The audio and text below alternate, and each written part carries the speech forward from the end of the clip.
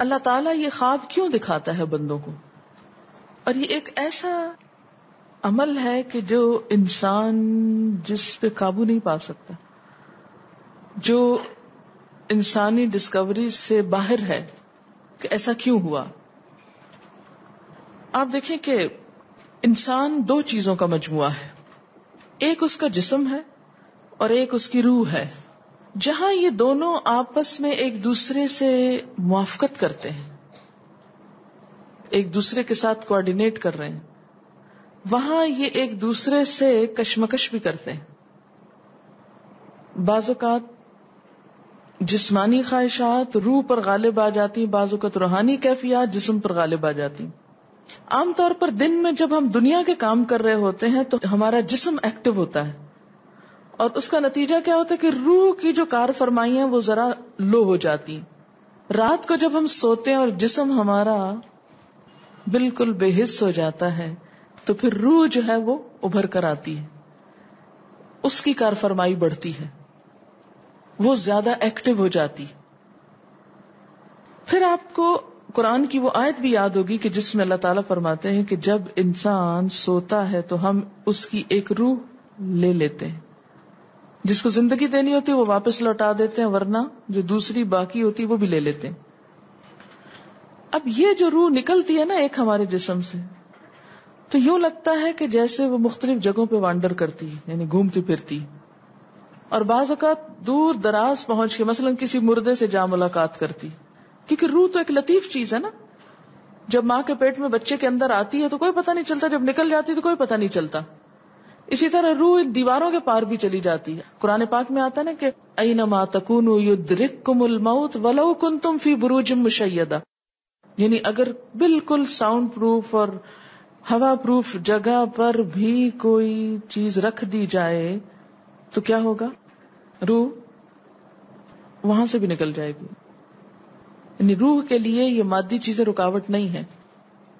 اب آپ دیکھیں جو لوگ مر جاتے ہیں بعض اوقات آپ کی ان سے ملاقات ہوتی اور آپ کو یوں لگتا ہے جیسے آپ ان کو چھو کر آئیں، اور ایسا ممکن ہے کہ وہ جو سوتے وقت ایک روح آپ کی نکلی وہ ٹریول کرتے کرتے اس مقام پہ جا پہنچی جہاں وہ مردہ روح تھی، اور اس نے اس سے جا کر باتیں بھی کی، کچھ میسج بھی لیے، کچھ اور بھی. تو اس سارے کو ہم واضح طور پر نہ جان سکتے ہیں، اس کی حقیقت نہ سمجھ سکتے ہیں، لیکن بعض خوابوں کو انٹرپریٹ کرنے میں یہ چیز آپ کو مدد دے گی کہ ایسا کس طرح پاسبل ہے. آپ اپنے بستر پر لیٹے ہوئے اور روحانی طور پر آپ خواب میں آپ کہیں اور پہنچے ہوئے.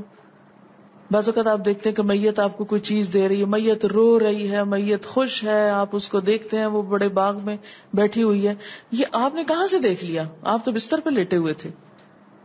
تو وہ جو ایک شعور سوتے وقت نکل جاتا ہے، جسم سے الگ ہو جاتا ہے، وہ ٹریول کر رہا ہوتا ہے ایک طرح سے، اور وہ ایسی جگہوں پر اللہ کے اذن سے ہی پہنچ جاتا ہے اور اس کو وہاں کی معلومات مل جاتی ہیں. اچھا، آپ کو یاد ہوگا وہ قصہ جو شہیدوں کا واقعہ میں نے آپ کو سنایا تھا، عراق میں جو صحابہ کرام کی قبروں میں سے ان کو نکال کر دوسری جگہ پر دفن کیا گیا.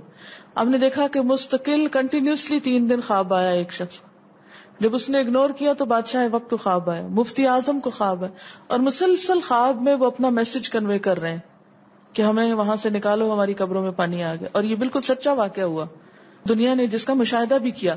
تو پھر آپ اس کو کیسے انٹرپریٹ کریں گے؟ وہ شہداء کہاں ملے تھے؟ تو بات یہ ہے کہ جیسے ہماری روح ٹریول کرتی ہے، کہیں ایسی جگہ جا پہنچتی ہے تو ہو سکتا ہے کہ وہ اس مقام تک جا پہنچی ہو. یہ شہیدوں کی روح تو آزاد ہوتی ہے، ان کو اجازت مل گئی ہو کہ وہ ان لوگوں کی روح سے جا ملے، کیونکہ سجین قید خانے میں تو ہوتی ہے نا وہ روح جس کو مجرم روح جو ہوتی. لیکن جو مومن کی روح ہے، خاص طور پہ شہداء کی روح ہے، تو جنت میں کیا کر رہی ہوتی ہے؟ گھوم پھر رہی ہوتی، کھا پی رہی ہوتی. تو یہ بالکل ایک سچ ہے اور حقیقت ہے کہ بسا اوقات انسان خواب میں ایسے لوگوں سے ملاقات کر کے ان کے حالات کو جان لیتا ہے کہ ان پہ کیا گزر رہی. مثلا ان کو عذاب ہو رہا ہے. یہ عام بات ہے نا کہ میت کو جس حال میں دیکھو اسی حال میں ہوتی ہے.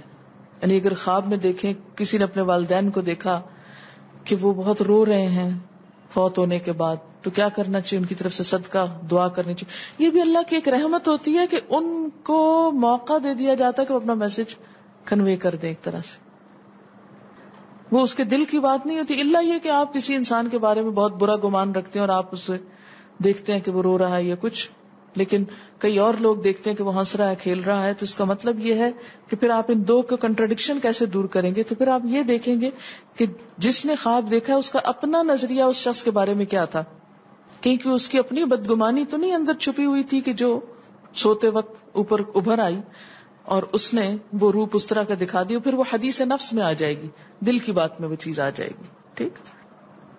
تو نبوت کا جیسے انبیاء علیہ السلام کو کچھ غیب کی خبریں دے دی جاتی تھی، اسی طرح عام انسانوں کو خواب کے ذریعے کچھ غیب کی خبریں دے دی جاتی ہیں. لیکن کسی بھی خواب کے سچا ہونے کی آپ کوئی دلیل نہیں رکھتے.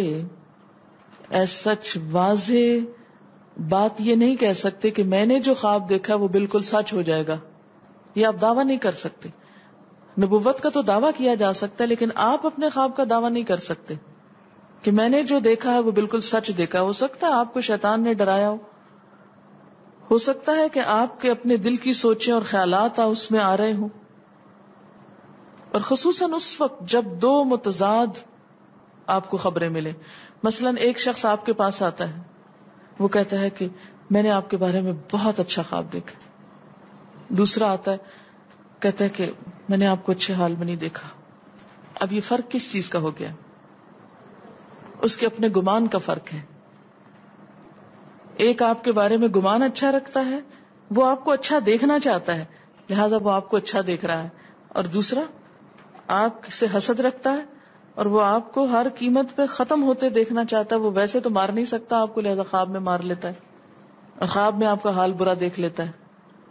تو وہ خواب دراصل کیا ہوتا ہے؟ اس کی اپنے نفس کی بات ہوتی ہے.